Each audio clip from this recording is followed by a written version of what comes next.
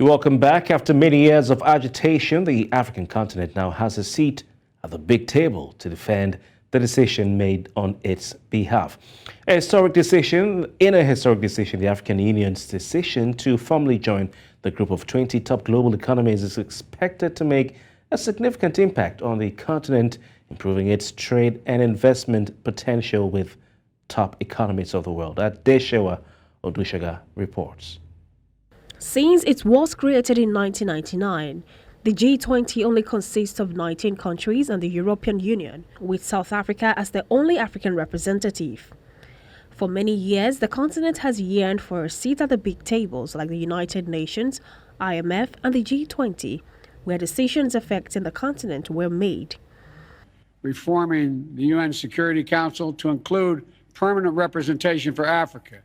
And today I'm also calling for the African Union to join the G20 as a permanent member of the G20. We can now negotiate with others, we can articulate our interests, we can articulate our problems, and we can look for a win-win situation between or among the G21.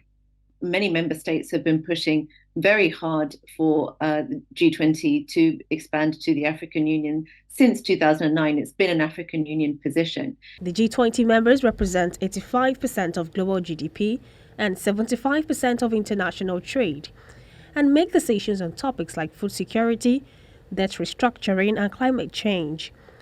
How is Africa expected to use this to its best advantage, and what should be the area of focus? At the end of the day, it's not just about G20, it's not about BRICS, it's about the ordinary African person on the streets or in the farmlands. Are they going to get better prices for their products? Are we going to get more jobs? Are we going to export more? We have to think about what is the unique African perspective on these issues. What is our interest?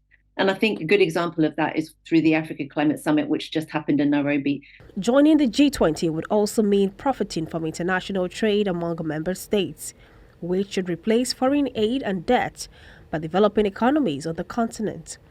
Look, G20, G21 is the forum for thinking about economic and financial affairs. It's where, the world coordinates on whether we're going to have higher interest rates going forward, how we're going to be tackling food inflation, how we also tackle other big challenges to our economic and financial architecture. So have we got the technology to exploit our resources? Have we got the technology to make products and services that can be bought by other regions?